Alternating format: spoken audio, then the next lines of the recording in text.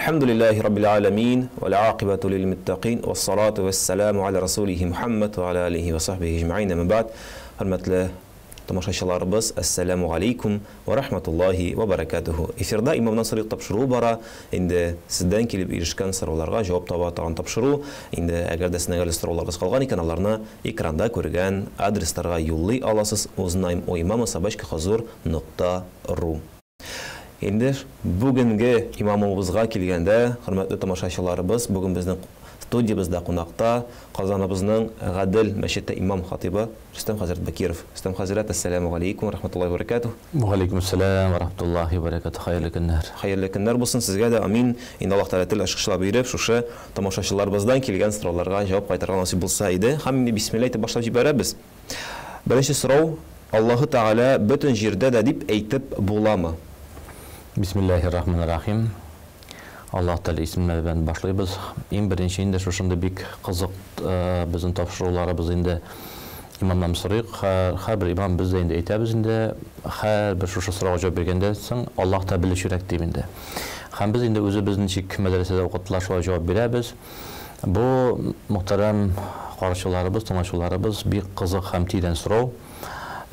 Allah Teala qo'ysa jirda degan so'z. Birakda yosh vaqtda biz o'qiganda, biz o'sganda, kichkina bo'lganda ko'p bizni shu deb o'stirdilar. Allah bobay kela, Allah bobay ko'ra, Allah bobay shunda deb endi din kitoblarida ahli sunna va jamoat sunniylarda shunday ma'lumot bor. Alloh taolaga bu Alloh taolo zoti bilan beyli ona o'rin berib bo'lmaydi. So'rovi u endi durust tugul. Şu anda agar da biz Allah Teala qo'ysa jirda degan so'rov bersak, ona jir beramiz. Allah Teala endi ondan chista, ondan pok. Lekin Allah Teala'nın bar sifatlari. Ul Kerim, ul Yumat, ul Gadil, ham ul Latif, ul Suyukli, ul Vadud. Mana shu sifatlari bilan biz onu endi tanıyız. Hem indi mana shu so'rovga albatta ona bir de biz o'rin jir bera olmaymiz. Çünkü bu zot sifati bilan beyli. Necha getirib mana misol keltirib bo'la yaqinchagina. Bu da yaqinchagina onar uchun. Mana da endi Alloh taolo shu deb anlatyapti. Lekin endi bir necha 100 yillik bir zo'r g'olim bir kitob yozsa, shu kitob bizning kunga hozir kelib jetsa, biz kitobni o'qib anlaymiz nindi anlatganligin, nindi ma'nosin, kim bo'lganin, shunda bir shoir bo'lgan, shunda ruhoniy bo'lgan, g'olim bo'lgan, tirish bo'lgan deb biz ko'rmasakda beya beramiz. Shu shekilli Alloh taolo bizga masalan Qur'onni bo'lay deb payg'ambarimiz alayhisalom orqali masalan shu g'alimlarga qarab biz bilamiz nindi kuch qudratga ega zot ol Alloh taolo. Lekin endi ona o'rin yoki ko'kda yoki yerda yoki qo'ya deb bizda endi buyruq durust tugul. Shunda Alloh taolo shunday zot sifatlarini biz ayta olmaymiz. Shunda bu temaga ortiq kirasida kelmay, mana shu javob bilan endi to'xtalib ikkinchi so'rovga ko'chsak da bo'ladir. Albatta. Hurmatli tomoshachilarimiz, sizdan kelgan ikkinchi so'rov. Nechik etib musulmonlar Qur'onni bizning kunlarga qadar o'zgartmaycha jitkirganini bilalar deb aytsak endi. Menga bir dalil bormi? Mana shundan da o'zgarmaganini nechik biz bila olamiz? Albatta. Qur'oni Karim eng birinchi dinda endi ol da bo'lsa endi Alloh taolaga ishonu kerak. Iymon. Eng birinchi islom dini beshnigizining birinchisi u Alloh taolo iymon keltirga ishonara. Biz Alloh taolaga ishonsak, u uning so'zida ishonamiz. Uning so'zi shu Qur'on. Ham Allah da Qur'onda o'zi ayta, men Qur'onni qiyomatga qatliq o'zim saqlayman. Bizga bu jita. Lekin endi biror yoki endi dindan yiroq kishi yoki dinga kirmagan kishi shuni so'rab bersa, payg'ambarimiz alayhisolatu vassalamdan so'ng shu Qur'onni bek ko'p sahobalar payg'ambarimiz alayhisalom ko'rgan, iymon keltirgan do'stlari, qardoshlari yoddan bilalar. Butun kelish payg'ambarimizga o'zi Jibril alayhisalom oy sayin, Ramazon sayin Qur'onni qabatlatira. So'nggi yilda endi 2 tapar Ramazon oyida Qur'on xatm deyib to'lishni qabatlantira. Bunda bir nindida xato yolg'ish albatta endi bo'lmaydi. Chunki ko'p mushahidlar payg'ambarimiz alayhisalom ketgandan so'ng oxiratga sahoba kiramlar buni jiya boshlaydi, to'playlar ham har bir oyatni, Qur'onni, surani bit-bit u vaqtda endi kitob ravishda bit-bit ravishda язып калдыралар. Бирәк тә бик киң таралган Осман халиф вакытында язылган шушы битләребез. Җир йөзендә бик күп ислам музейларында һәм гадәти музейларында, хәтта ки инде Великобритания булсынмы, анда Төркиядә Топкапыда булсынмы, шушы Коръәннәр җыелганнар, бит аны карап белеп була һәм иң тулы рәвешендә ул да булса бездә булган Россиягә 1917 елга хәтлек һәм инде 17 елда аны инде тапшырганнар Ташкент музейында. Бүгенге көндә менә шушы иң тулы вариант Коръән ул Ташкентта үзләренең мәдрәсәнең музейларында саклана. Әлбәттә, кем тарихи эш белән шөгыльләнә, ул белә, бар анда шушындый кешеләр оценка бирәләр. Аны тикшереп, ул булган түгел. Безнең гади кеше өчен бер иске китаптыр, ләкин алар шулай дип билги бирәләр, аны тикшерәләр, аның елын, вакытын, кем язганын, барса менә бу дәлилләнгән. Бу инде бөтен дөнья буенча бу хәбәр бар. Аллаһ шуңа да инде менә шушы иң беренче Аллаһтан Коръәнне без иман китереп ышанабыз, соңгы хәрефенә хәтта саклаган. Икенчедән менә шушы ул вакытта язып сахабалар язып калдырган битләр, сафхалар дип әйтәбез, ул төрле җирләрдә шулай итеп сакланып калган.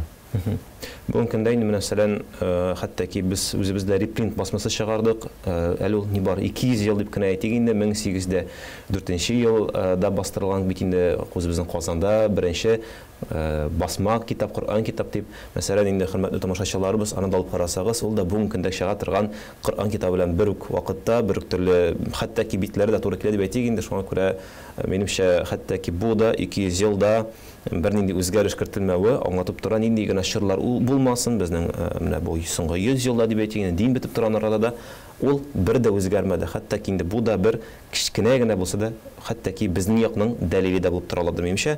Һәм инде әлбәттә әйдәгез күчик икенче сорауга, авырлы хатынга намазны кылдырса буламы? Әлбәттә, намаз мәсьәләсе. Инде калдырга ярамы, ничек укырга кирәк? Намаз мәсьәләсе буенча инде ул шариат кануннарында бар, фикъ китапларында.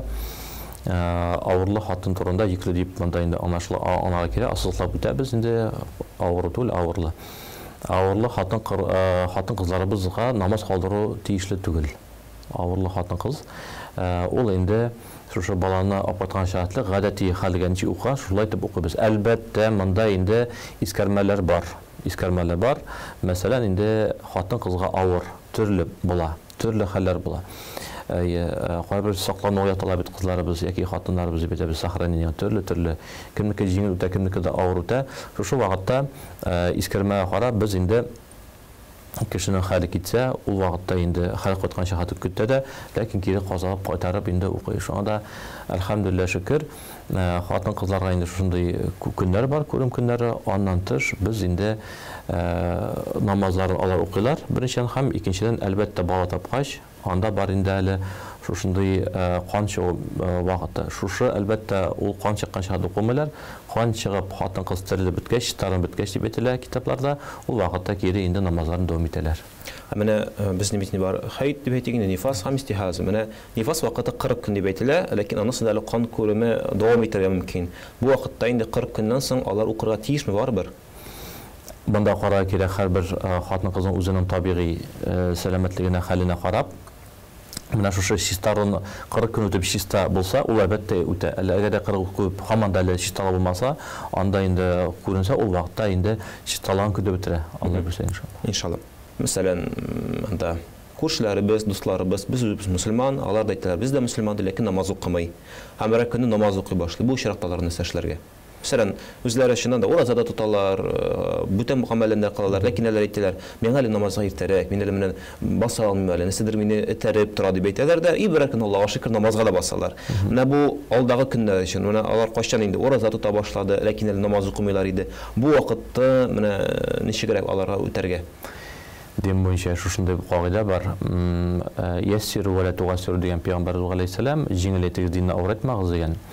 Әлбәттә, шушындай тәҗрибәдән чыгып әйтәм, кешегә дингә яки намазга баскач динне авыратсак, ул аны үтәй, ул аны рәхәтләнеп укый, үтәй, ләкин берничә көн янында, берничә айдан соң ул янып чыга, выгорание була, һәм ул бөтенләй белән калдыра. Бу гаурат каплау мәсьәләсе булсынмы, безнең кызларыбызда, бу менә шулай намазга басу булсынмы, әлбәттә, менә шул булмасын өчен авыратмаенча һәрбер кешегә ничек җиңелрәк мин шулай дип тәкъдим итер идем. Ләкин аның өчен әлбәттә менә мондый тапшырулар кирәк. Кемдер ураза тота, намаз укымый, тәмен белми, кадерен белми, кыйммәтлеген белми. Мәсәлән, шул ук менә безнең караучыларыбызга әйтәсем килә. Намазда бер рөкүне ул сәҗдә кылу. Сәҗдә инде без инде баш иябез Аллаһ Тәгалә каршында. Намаз көн сайын биш шушындай без намаз укыганда хәрәкәт кылабыз. Нинди моның тәме кадере бар? Иблис мәлгун, Аллаһ Тәгалә бөтен фәрештәләргә дә адәм белән Хаваны хөрмәт итегез дигән сәҗдә кыла кушкач, сәҗдә бар гыйбадәт сәҗдәсе, менә без намазда бар инде хөрмәт. Ул инде Аллаһ Тәгалә шушындай хөрмәт рәвешендә әйткән сәҗдә кылыгыз адәмгә дип инде. Иблис бер тапыр гына кылмаган. Ул җәннәттә булган Иблис. Шушы бер тапыр сәҗдә кылмаганга Аллаһ Тәгалә аны инде җәннәттән мәхрүм итә. Икенче ягы бар. Әнә сәҗдә кылмый тәкәббер. Бөек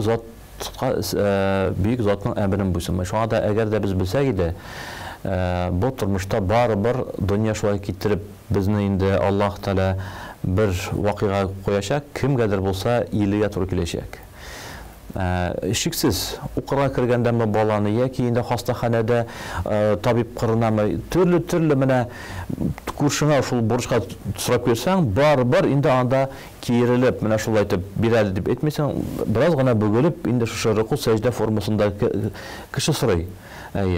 Шуның хәтлек без тормышта кеше булгач инде без бит инде шушы бөек Раббыбыз, галәмнең хуҗасы, безгә җан биргән, әти-әни безгә, балаларыбызга, безгә бөтен әйбердә биргән Раббыбызга без менә шушы бер сәҗдә кыла алмыйбызмы дип барып җитсә иде безнең кардәшләребезнең күңелләренә, йөрәкләренә, әлбәттә алар сәҗдә кылалар иде. Әйдә менә шулай итеп сәҗдә кылган кеше ул сәҗдәне намазда кыла. Намазда шушындай бер хикмәт бар. Иң беренче инде намазга кергәнче без уй фикерләр, йөрәкләребезне чистартырга тиешбез.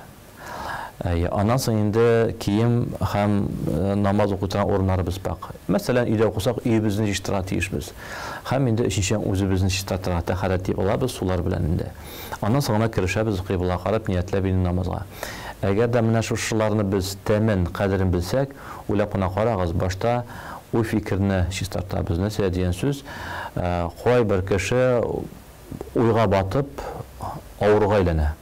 Күп уйлап, йөри, буш урында инде кирәкмәгән әле бу, кирәкмәгән сүз инде.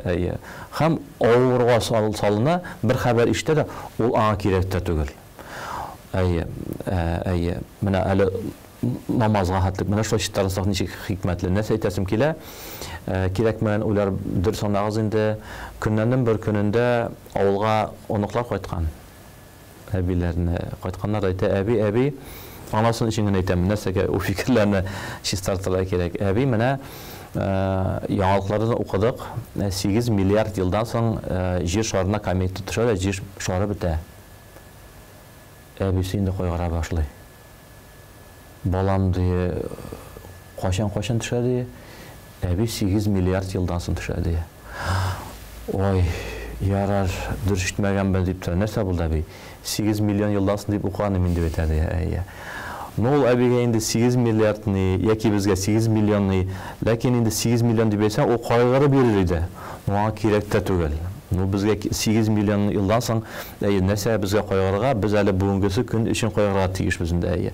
Шуңа да намазга кергәндә без менә шу бөтен кирәкмәгән менә чистартабыз, уй, акыл, фикер, йөрәк һәм безнең инде теге сәламәтлек кире кайта алабыз иншалла.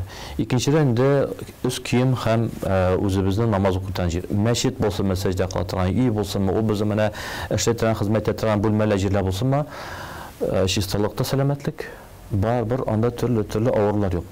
Һәм инде үзебез чистарлабыз, менә бу хәлләребез, көннәребез күрсәтте. Авыру чисталыктан тора килмәү. Менә кулны чистарту, битне, борынны, хәтта ки калган азларны чистарту, ул төрле авырлар безгә йокмасын өчен сәбәпче икән. Менә Аллаһ Тәала шушы елларда күрсәтте дөнья күләм.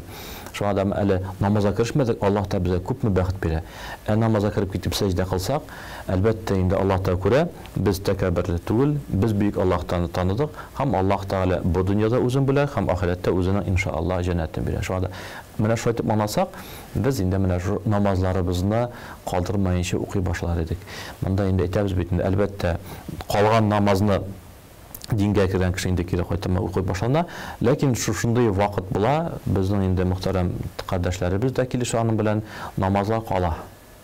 Менә чын дөресен әйтсәк, көн сайын 5 вакыт намазы төкәл сәгать килеп җиткәч укый алмасак, менә шушы тәмин кадерен белсәк, искә төшү белән, вакыт җитү белән, мәсәлән, кеше эшкә бара, аның өйлә намаз вакыты.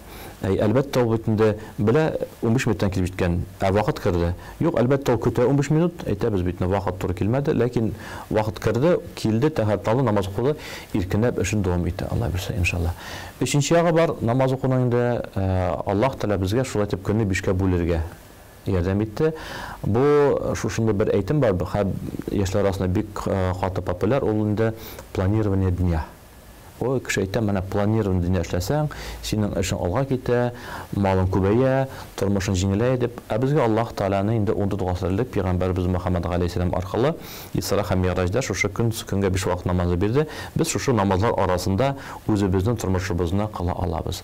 Һәм инде элек бабайлары менә үзебезнең татар әби бабайларны ошага ошый. Хәзер борын китапларны укып утырабыз. Анда да булса язылган. Әби бабайлар эшен кырганнар шушында рәвештә китапларда. Иртәнге намаздан соң көтү чыгарабыз. Илә намазыннан соң пешәнгә барабыз. Акшамнан соң мәчеткә киләбез ифтарга. Алар һәр вакытта тоянганнар шушы намаз вакытларына бик күркәм. Без менә аны кире кайтарсак, әлбәттә үзебезнең яндагы намаз укымаган әле кешеләр булса, урза тоткан, Аллаһ Тәала ышанган безнең милләттән кешеләр булса, аларда кызык, яңа сүзләр, яңа вакыт, яңа төшенчә. Һәм әкрен кенә сәбәпче булсак, йомшак тәмин иттереп алган намазга кертсәк, сезгә, безгә барыбызга иншалла савап табылачак әле. Иншалла шулай булсын да дигән теләктә инде без искә генә төшереп үтәбез үзебезнең хөрмәтле тамашачыларыбызга. Эфирда имамнан сыйрак тапшыру бара. Бүген бездә кунакта Гадел мәчете имам хатибы Рөстәм хәзрәт Бакиров. Һәм инде үзегезнең борчыган сорауларыгызны, кызыклы сорауларыгызны җибәрә аласыз шушы экранда булган адресларга. Без дәвам итәбез инде хәзрәт. Алдагы сорау: ир һәм хатын мәетен кәфенләүләрнең аермалары бармы, алар нәрсәдә? Бу бик дөрес сорау. Нәрсә дип әйтәбез, чынлапта Аллаһка шөкер, Аллаһка рәхмәт. Менә шушындый тапшырулар аркасында күп кеше мәгълүматлар белә башлады, дингә килә башлады. Дингә килгәч инде хәзер инде өлкәне дә, яше дә, урта яшьтәге дә кызыксына.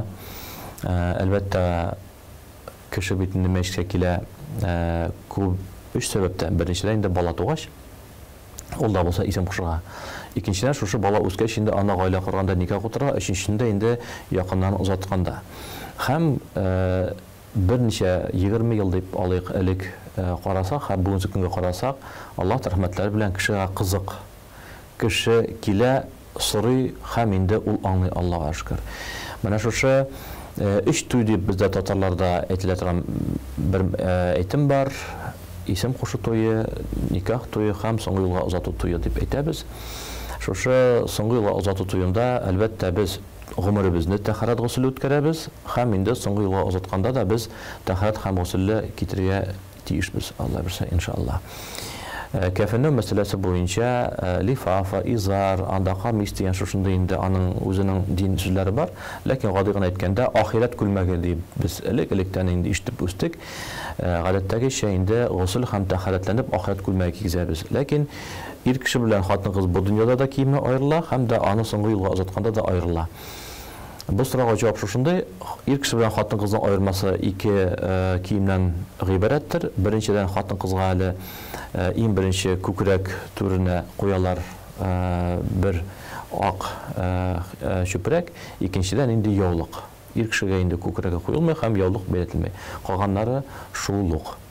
Бу сорауга җавап. Әмма дә ләкин инде хикмәт шунда, менә мөхтәрәм безнең тыңлаучыларга әйтәсебез килә. нәрсә ул юып соңгы юлга озату. Ул да булса шушындай бер хикмәт бар диндә. Балага тугач бу дөньяга без азан белән исем кушабыз, һәм инде үлгәндә без инде аның җиназа намазын укыйбыз. Азан белән намаз арасы дип әйтәбез. Ул бик кыска. Менә без дә көн саен 5 вакыт намазда азан әйттек тә, берничә мизгелдән соң аның намазын укый башлыйбыз. Арасы бик кыска. Бу безгә инде дәлил, бу безгә бер ишара, бу безгә уйланырга бер фикер, мәгълүмат. Менә исем куштык та, һәм инде ахиреткә без инде җиназа намазы укыдык та. Нәрсә әйтәсем килә?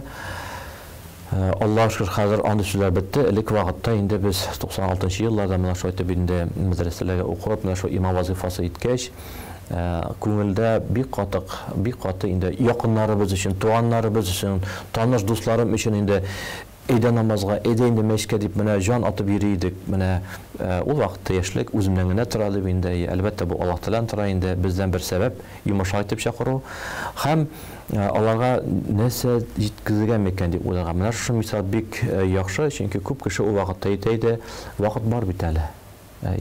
Мин әле яшь, әле өйләним әле. Өйләнгән кеше мин әле бала кайтам, бала кайткан кеше үстерим әле, үстергән кеше әле эшем бар әле. Һәм эшләгән кеше нәрсә инде лаеклы ялга чыгыйм әле, пенсия чыгыйм анысы. Дин буенча менә күрәбез инде кәфенлек мәсьәләсендә инде бу тормышыбыз бик кыска икән. Тормышның нинди кыска икән беләсез килсә, аллардан сорагыз. Үзегезнең дәватиләрдән, әби-бабайлардан алсызга әйтерләр. Күз ачып йомганчы үтеп китте бу тормыш дип. Икенче мәсьәлә, юлдык кәфенләдек, тәхлил чыктык һәм җәмәгать җиназа намазына килеп бастык. Җиназа намазында бик кызык бер сорау бирәбез. Имамнар җиназа намазы укыганда без әйтәбез, бу кешенең бурычлары калмадымы? Бик кызык сорау, бу кешенең яки сезнең, яки минем бурычлар калмадымы? Безнең чөнки туганнарыбыз ахиреткә без бурычсыз китү бу бик зур бәхет. Шуны уйлагыз. Иң беренче бурыч Аллаһ каршында.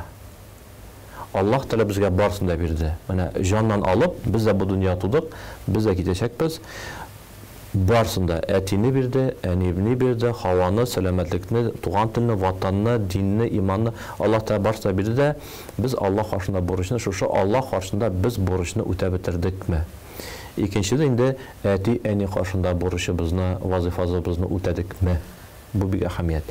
Аннан соң гаилә, аннан соң бала тәрбияләү, аннан соң ватан. Менә шушы бурычларны бер сорауга 5 мәгънә керә. Имамнар без сорыйбыз, бурычы калмадымы? Монда максат җәмәгать нәрсә дип сезне өндәсем килә, чакырасы килә. Әлбәттә, без инде менә бу тапшыруны карагач, дин белән кызыксынабыз. Безгә исем кушканнар, biz аны истә булмаса, әтиләр безгә әйттеләр, безгә азан әйтелгән. Хәзер без сезнең белән көтәбез җиназа намазын кайчан укырлар микән дип. Әлбәттә, бөтенебезнең теләге инде там бер 50 ел яшәсәк дип инде мин кайдан булсам да, ничә генә кеше яшь булса да, шунда бер сүз ишетәм, хәтта ки 60 ел яшьлек кешеләр әйтәләр, хәзер бер 50 генә ел яшәсәк әле дип. Әлбәттә, тормышыбызны инде гомеребезне озайтасы килә, ләкин барбер күпме азын булса килеп җитә. Шуңа инде бик әһәмиятле, Алла бирсә иншааллаһ, бурычсыз кайту. Һәм кем кәфенник, кем юа, кем гусул һәм тәхритләнә, ул безнең якыннары булса яхшы булыр иде. Шуңа да үзебезнең гаиләбезне, үзебезнең балаларыбызны, үзебезнең таныш, туган, дус тирәләребезне дин белән кызыксындырып, менә бергәләшеп дөнья белән динне уртага барсак бик яхшы булыр. Чөнки инде белгән кеше, яхшы, якын терәк кеше сине озатып җибәрсә, күңел тыныч булыр иде. Менә безнең Гадел мәчетендә biz bir гаилә шикелле яшәйбез. Аллаһ Тәгалә кабул кылсын, күзләр тимәсен, шулай итеп яшәп насыйп әйләсен. Һәм безнең арабызда һәр кешенең үзенең бер вазифасы бар. Һәм безнең бар инде бер мәйет юучы, бик алтын куллы дип әйтәйек микән, җиңел куллык дип әйтәләр инде. Бер кардәшебез. Ул шушы җәй көннәрендә китте, гаиләсе белән инде ялга.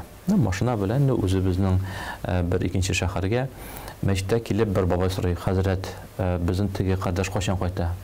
Әйтәм, шулай 10 көннән соң. Там берничә көннән соң кайтмадым, әйтәм, юк, нәрсә булды соң? Ну менә китә калсам, мин аның белән сөйләшеп куйган идем, мине юып узатырга дип әйтеп калдырдым мин аны ди. Шуңа да бик матур шушындый бер васият. Васият малдан калдыр түгел, инде әйтеп калдырга, мине сез юсагыз, хәзрәт. Миңа сез җиназа укысагыз, хәзрәт. Сез миңа анда тәхлил чыксагыз, хәзрәт. Менә җума намаз сайын безгә дуа кылсагыз дип әйтеп калдырсак, бу да инде бу дөнья өчен һәм ахирет өчен безгә иң зур байлыкларның берсе Алла бирсә. Хөрмәтле Хозур ТВ тамашачыларыбыз, эфирда имамнан сырык тапшыру бара. Исегезгә төшерәбез, бүген бездә кунакта Казаныбызның Гадел мәчете имам хатибы Рөстәм хәзрәт Бакиров. Инде үзегезнең кызыклы һәм әлбәттә борчыган сорауларыгыз булса, күреп торасыз, без нинди генә сорауларга инде сорауларны кабул итмибез, нинди генә сорауларга анализ ясамыйбыз. Шуңа күрә нинди генә сорауларыгыз булса да, аларны электрон адресыбызга юллый аласыз. Узнаем uimam@hazur.ru дип атала ул. Инде иншалла шунда юлласагыз, кабул итеп алырбыз. Хәзрәт, инде дәвам итәбез. Безнең тамашачыбыздан килеп ишкән алдагы сорау. Шулай ук мәйет юу турында. Мәйет юганда бу өлештә ислам кануннарын белмәгән кеше ничек ярдәм итә ала? Ягъни инде мәсәлән ул белми бу эшне. Әлбәттә, дин буенча әгәр дә кемдер мәрхүм булып китте, гадәттәге шулай без тәҗрибәләр күрсәтә, төндә кеше кая барырга, нәрсә эшләп белми, иң беренче шалтырата мәчеткә. Без инде ир кеше булса инде ир кешене, хатын кызлар булса инде абыстайларыбызны җибәрәбез. Әлбәттә ул бер кеше яки бер хәзрәт бара инде һәм бер абыстай гына. Мәйтне күчерә кирәк, аны инде юрга кирәк, аны инде кәфенләргә кирәк. Ул вакытта ярдәмче кирәк була.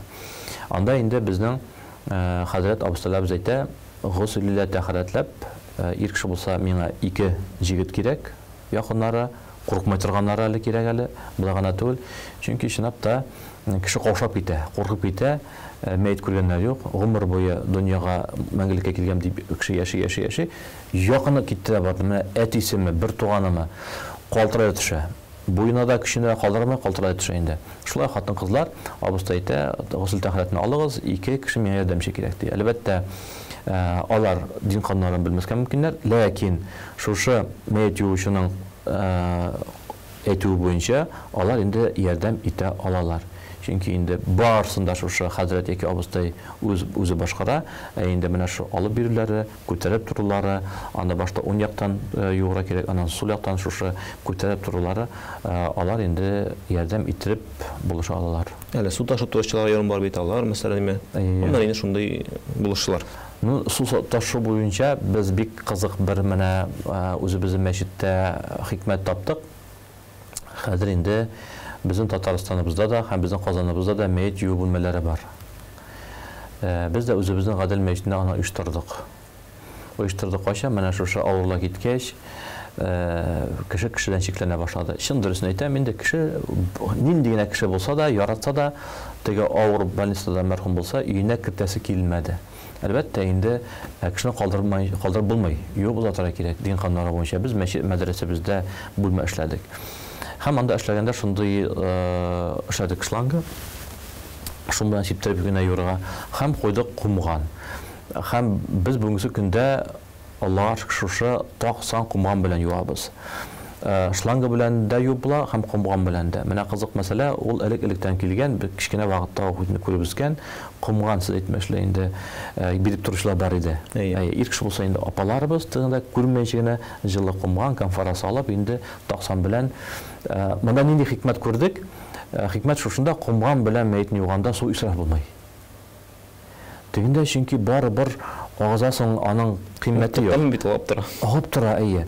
Ә бездә күл исраф харам. Бу кирәктән тыш барса ул безгә инде исраф дип санала. Шуңа да бик күркәм безнең менә матур гадәт, кумган белән матур иттереп ярдәм итеп торалар, санап торалар һәм мәрхүмнәрне юабыз. Шушы гадәтләребезне без һаман да дәвам итәбез. Шлангасы суы һәм урыны көйләнгән булса да, шуңа да Аллаһ шөкер, там бер менә Аллаһ рәхмәтләре дип әйтәм инде үзебезнең татар әби бабайларыбызга, үзебезнең нинди менә хикмәтле кеше булганнар. Әлбәттә, бүгенге көндә яңа технологиялар, яңа менә шушындай әйберләр уйлап табып була. Бүгенге көнгә су өйгә кергән, су өйдән чыгып китә, менә барсы да бар. Җылы булса, җәй көне суыкны кушып була, кыш көне суык булса, инде җылыны кушып була. Ләкин бурынгы татар әби бабалар безне менә ничек матур итеп кертеп калдырган менә шу хикмәтләрне һаман да куллансак, еллар үтәгәнә без инде аныйбыз. Аллаһка шөкер. Шуннан да әле бу хикмәтләрне күргән сайын һәм күбрәк күргән сайын гына аңлыйсыңдыр. Инде әле беренче тапкыр мондый әйберләр белән күрешкән кешегә ничек тә әйтмешли аптырап, шок хәлендә калырга мөмкин. Әмма инде гел шунда күрешкән кеше, хәтта ки ул да әле менә моның хикмәтен бәлки теге еллар үтүгендә генә аңлар, чөнки динебез бик киң, бик хикмәтле, барыбызга Аллаһ Тәгалә инде диннең асылына төшәргә насыйп итсә дигән теләктә. Әле өстәп әйтәсем килә, Линар әфәнде, шушындай хикмәтләрне рәхим итеп имамнан сорайбыз дигән тапшыруларыбызда форсат белән инде кулланып, безнең һәрбер мәчетләребездә бар, мәдрәсәләрдә дә кем теләкләре бар килеп, шушында рәхим итегез, безнең гадел мәчеткә, үзегезнең өй кырына мәчетләр бармы килегез. Һәм менә безгә килгәч, мәдрәсә укыйлар бездә 3 ел. Аннан соң инде керәләр югары уку йортларына. Мөхәммәдия мәдрәсәсе булсымы, 1000 еллык мәдрәсәсе булсымы, Россия Ислам институты булсымы, колледжы булсымы, булар академиясе булсымы, башлангыч белем. Һәм бездә инде укып 3 ел тамамлаган шәкертләребез, әгәр дә аның теләге булса, практика үтергә. Менә шушы мәйт юрга ир кеше булсымы, яки хатын булса, абыстаймы бер, яки кыз, мөселман мөэминә кыз бала булсымы, анда кирип шушы практиканы үтә ала. Безнең яки мәйт юучы ир кеше 3 курсны бетергән ул, яки инде бер хатын кыз. Нәрсәгә? Чөнки барыбыз да беләбез һәм килешәбез, уку бер теория, а практика ул тормыш ул икенче. Шуңа да күпме генә укысаң да, шулык китаптан гына мәйтне юганда, башта гысул, аннан тәхарат, башта анда килеп керәсең, анда икенче төрле. Анда бик күп факторлар. Кайбер вакытта ислесе дә була, кайбер вакытта менә шулай. Шуңа да әлхәмдүлилләһ шөкер, мәчет, мәдрәсә белән тормышны бәйләү бу көндә бик каты кирәкле дип уйлыйм бөтен кешегә дә. Әлбәттә теге соңрак итә түгел, чөнки менә үзебезнең якыннарыбызны да әйтәбез бит. Менә мин аны яраттым, мин менә ярдәм итәсе килә дип урамда җылап утырганчы син мәчет мәдрәсәгә килеп, эштән соң да без укытабыз, әгәр дә кирәк. Без кеше ялтканда шимбә-якшәмбедә мәдрәсәбездә укытабыз, килегез, өйрәнегез, бер хәл булса, син анда нәрсә эшләп белгәнче утыранчы, син тәһарәтеңне, гусленне аласың, җиңен сызганасың, хәзрәт килде, әйтәсең, менә бу минем иң якыным иде, ул әлбәттә әйдәмәй ярдәмче дип ала, һәм син үзенең вазифасын үтәсең, үзенең бер савап, үзенең бер менә шундый бүләгенне биреп җибәрә аласың андай мәрхүмнәребезгә. Менә ул пәйгамбәребезнең бер хадисе бар бит инде, ләззәтләрне кисүчене, ягъни үлемне еш искә алыгыз дигән, минемчә менә шушындый мәҗлесләрдә катнашу, бигрәк тә мәйет юу кебек мәҗлесләрдә катнашу, инде чыннан да үлемне бик теге якыннан искә алырга, аның турында уйланырга этәрәдер, һәм инде чыннан да андый кешеләр әле ул киресенчә менә сез бүген искә алган теге тәкәбберлек турында, тагын нәрсә турында аларны инде әзрәк юкка чыгарып, чыннан да кешене якынайта Аллаһка да, якынайта менә ахиреткә дә якынайта дигәндәй, инде Аллаһ Тәгалә безгә бүген тамашачылар килеп сораган сорауларга инде бик тәфсилле җаваплар кайтарга насыйп әйләде. Аллаһка шөкер. Менә бу бигрәк тә соңгы сорау, уйландыргыч сорау. Инде менә вакыт әле киләчәктә бардыр дип тормыйк. Чыннан да без әйдәгез үзебезнең программаны тамашачыбызны озатыйк, программабызны тәмамлыйк. Инде Рөстәм хәзер сез буш кайтып мәдрәсәдән шәкертләрне кабул итә башласагыз була. Безнең инде программаны карауга минемчә хәзер теге өйләреннән чыгып чабарлар, мәдрәсәгә барыйм әле, укырга кирим әле дип шулай булсын да, чыннан да безнең кадерле тамашачыларыбыз тумыштан алып ләхеткә кадәр, хәтта ки менә сине кәфилләнгәнгә кадәр, әле ләхеткә кертеп салганга кадәр безнең гыйлем алу фарыз. Шуңа күрә бу форсатларны инде бер дә кулдан эш кындырмасак иде. Рөстәм хәзрәт, бүген монда килгәнегез өчен, шулай аңлатканыгыз өчен сезгә зур рәхмәт. Инде киләсе очрашуларга кадәр дип сезне саубуллашабыз. Ассаламу алейкум ва рахматуллаһи ва баракатуһ. Үзегезгә бик зур рәхмәт. Ва алейкум ассалам ва рахматуллаһи ва баракатуһ. Хөрмәтле хозур тамашачылары, Имамнан Сырык тапшыруның вакыты шушы белән ни кызганыч тамам. Инде алдагы тапшыруларда без сездән килгән сорауларга җавап кайтаруны дәвам итәрбез. Бүгенгә сезнең белән саубуллашабыз, әмма безнең Хозур ТВ каналыннан кич аерылмагыз, алда әле сезне бик кызыклы тапшырулар көтеп тора. Ассаламу алейкум ва рахматуллаһи ва баракатуһ.